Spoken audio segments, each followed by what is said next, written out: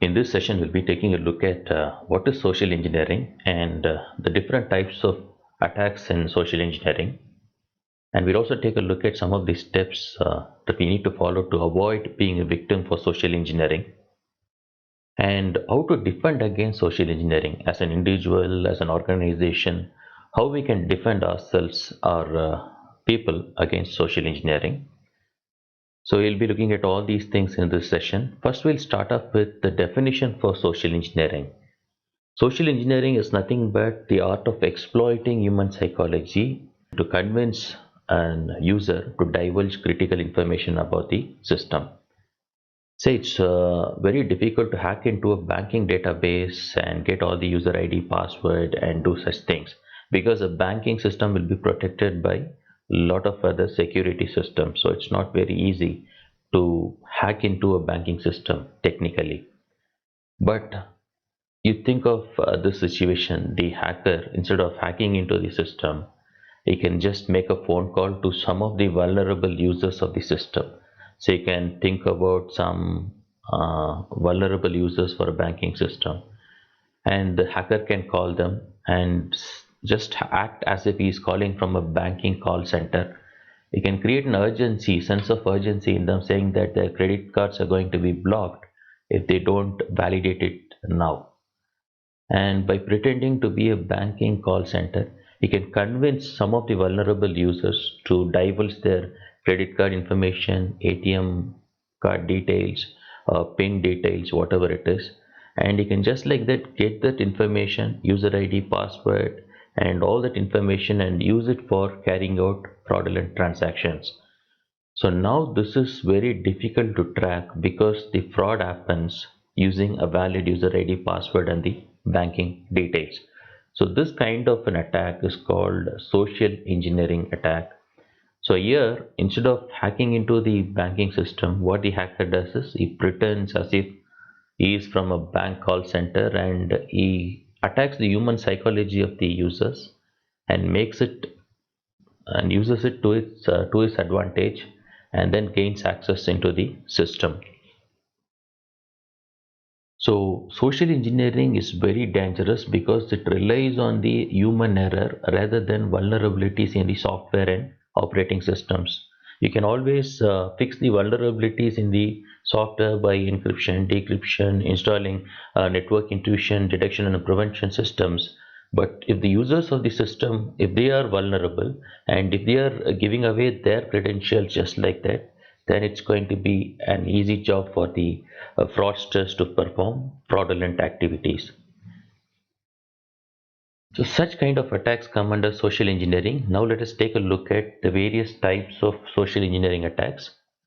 We have baiting, we have scareware, pretexting, phishing, spear phishing, and email hacking and contact spamming. We'll see what are these different types of attacks. We'll just take a brief overview of these attacks. Baiting. So here there is a bait given to the victim, and the victim is forced to take the action here. So we just give a bait and then we wait for the victim to take the action. That comes under baiting. So I've given some examples for baiting here. So you can take a pen drive and then you can write confidential on the pen drive and load that pen drive with full of viruses, worms, or trojans, whatever you want, and even keyloggers, and then throw it in certain crucial places. So anyone who passes by will be lured by this pen drive. So it says confidential information. So he's going to take that pen drive and insert it in his laptop, and that's it. So you're going to download all the worms, viruses, and spywares into his laptop.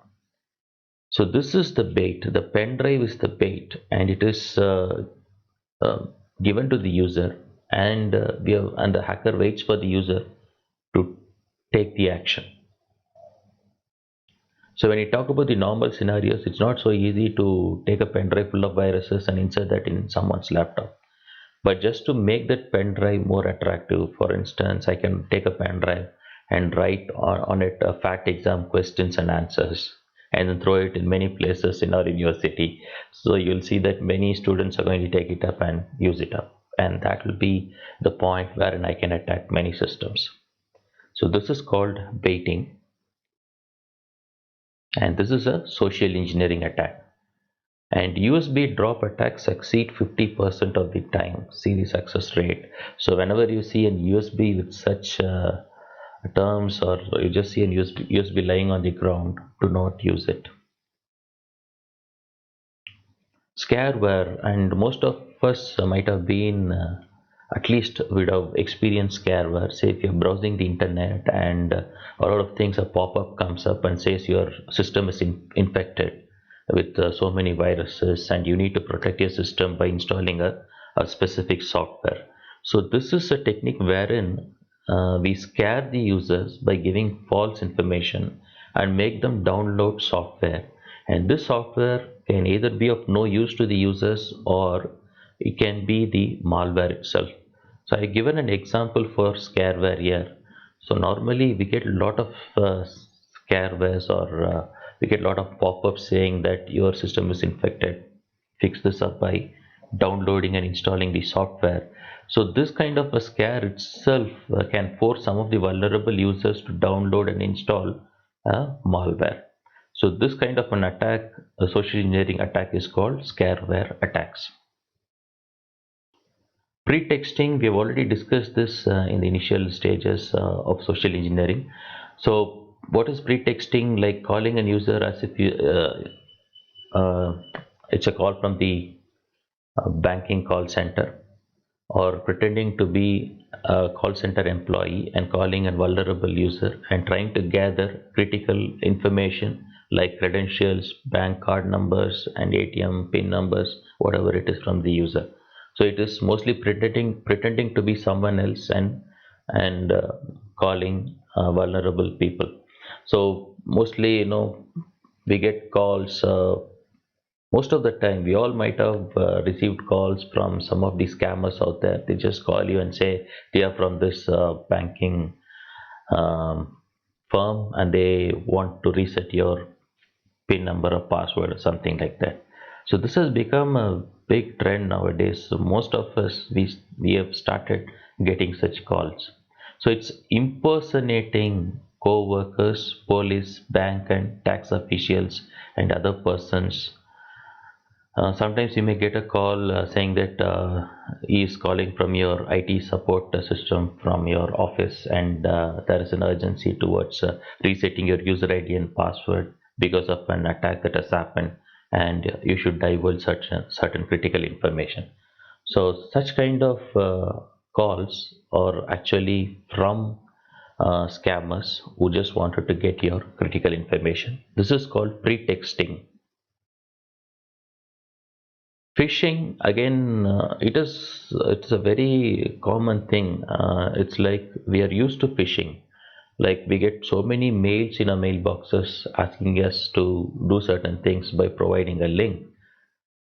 So it can be like you get a fake mail sent by some scammer. It's like it's a mail sent from Gmail and asking you to reset your username and password using a link. But when you go through that link, it'll be like a totally a fake website that this scammer has created. And when you enter your credentials, he's going to capture all of those things. And phishing, normally it creates a sense of urgency, curiosity, or fear in the victims. Either they say that your user ID and password should be reset or your system will be down, or they create an urgency. Say if you don't do this in 2 or 3 minutes, then something is going to happen, and that will itself affect that user, and is just playing with human psychology to get the user divulge critical information. I have given an example here. Say normally they use the names of some popular firms. For instance, a $1,000 Amazon gift card is ready, and then they create a sense of urgency here. Say you have only 4 minutes 14 seconds to claim your prize. Continue and enter some information to claim this prize. So that itself affects the human psychology, and then and we'll be able to get much of the information by creating this urgency so that the user has no time to think on whether this is a legitimate thing or not. Spear phishing is again a kind of phishing. What it means is it's just like a mail being sent from an higher authority to you. Imagine that I'm just getting a mail from a scammer who just uses a mail ID like it is being sent from the registrar of the university, and then he's going to ask me to do certain things by providing a link. So when I look at that mail, I may believe and feel or be convinced that it's from registrar, and if I start doing certain things, he will be getting up and catching hold of all my credentials and getting into the system. So I think recently we had such incidents. A mail sent as if it was being sent by registrar on vacations, getting over or something like that. And even I had one of my students asking about that. So I have given an example for spear phishing here. So it's like a mail sent from IT services. It's actually a fake mail, and this person says it's very important. You have to update your account because we are going through an upgrade, and he gives a link. So when you click on the link, you'll be taken to a site, and when you enter the credentials, this site will be in the control of the scammer, and he's going to get all the credentials. So this is again becoming a common thing nowadays, getting such phishing mails, say like mails from your bank or mails from your top authorities in your office asking you for credentials. So everything is becoming a very common norm these days, and it's very important for us to be highly alert and always focusing on or always analyze what is being sent to determine whether it is fake or real. Email hacking and contact spamming. This is again another social engineering attack wherein the user or the scammer, what he will do is he will get the credentials for your friend's email account, and from his email he'll be sending you emails. So it's like getting hold of your friend's email account and sending emails from his email. And what kind of emails will be sent mostly is what kind of tricks these scammers uses. They will send you very convincing emails as if your friend is sending it, like I'm caught in this situation right now, I'm without money, and it's very important that you send me money, and I will return that money once when I am back. So you'll be very convinced. You will be like, it's from my friend's email ID, so I want to really help him out, and you may transfer money to the bank account that is being shared. But the truth is, it may not be even from your friend, and it's because someone was using your friend's email ID, and he was able to get all the contacts in the contact list from the email ID and start spamming the contacts. And this is again a popular kind of attack, and scammers were able to generate or get a lot of money by such scams. So we have seen some of the different types of social engineering attacks. We'll now take a look at how to avoid being a victim for such attacks. The very first important thing is you consider the source. Let it be an email, let it be a message, text message, or let it be an USB that's lying down. Don't be in a hurry. You have to confirm the source of the text message or email, or if it's a pen drive lying down, don't think it's a good find. The chances are very high that it's a pen drive loaded with malware and viruses. Again, when you get an email with a link, don't just click on the link and try and enter information. No matter how credible that email looks, always go to the browser and search and type the URL. Never click links, never download attachments from suspicious mails. And what they're saying is, in today's world, everything is suspicious. As I told you, everything has become a norm. Everything has become so common. Getting a call from a scammer saying that he is from a bank has become so common. Even I have received such calls.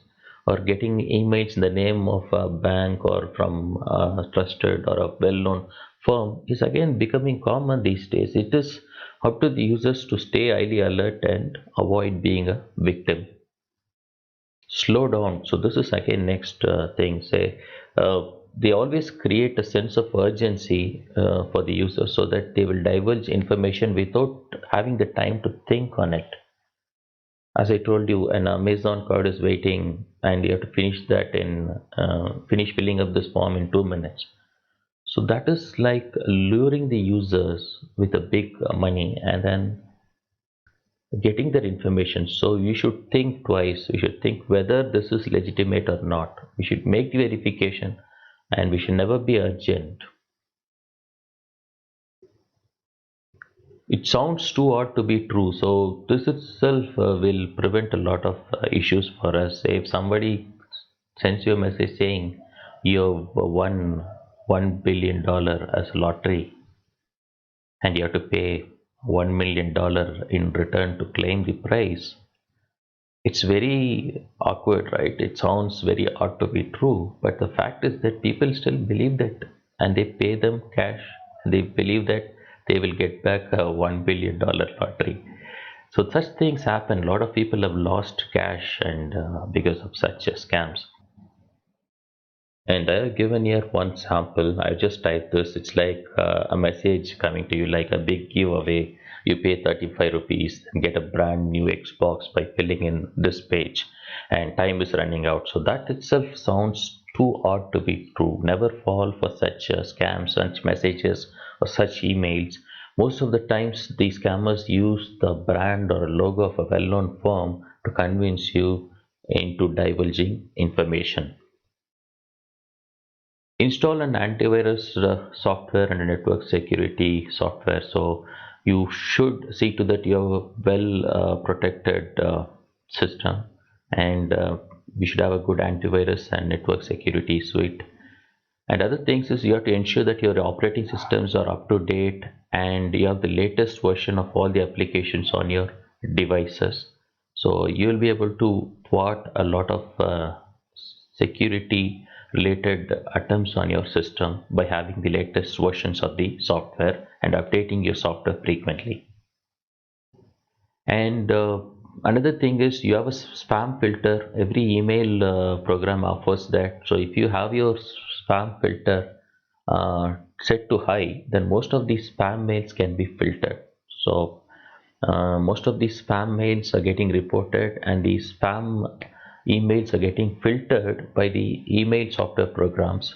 So if you have a very good filtering software, then most of the junk mails can be filtered and can be saved or protected from a lot of scammers. So how to defend ourselves as an individual or as an organization against such social engineers? Train all your employees, bring awareness. An employee should know that there is a chance that someone who is pretexting, who is pretending to be the IT office supervisor or someone from the bank, there's a chance that something can happen. You should educate your employees, bring awareness. See, there is one more kind of social engineering attack that is called tailgating, which is a very serious thing. You know, when you're working for an IT firm, you're not supposed to enter into the organization without using your swipe card. And it so happens that a scammer can come in as a delivery guy and then ask you to open the door for him. Just enter in, and he can gain access to the building. So you have to train your employees, bring awareness. You have to tell them what kind of social hacking incidents can happen and how they should be alert. You have to review all the existing processes and procedures in your organization as to how such attacks should be prevented. Say, I was working in an organization wherein the practices were very severe. If you leave your system without locking it, and if you're away from it, you'll get fired. That is the straightforward policy, because their data and the nature of the people they are working with was so critical. They had to come out with such regulations so that the data leak or data breach doesn't happen. Always review, refine, and test your incident or phishing reporting systems. Check how far everything works. What is the kind of a response you have in place once when such an incident is getting reported? So all these things are the ways in which we can defend ourselves from such social engineering attacks. So social engineering attacks is becoming a norm these days, and scammers are taking advantage of this kind of an attack because they can easily, very well gain access to credential information by convincing the user, by making use of the human psychology. I hope you all have understood what is social engineering and the different types of attacks. Thank you.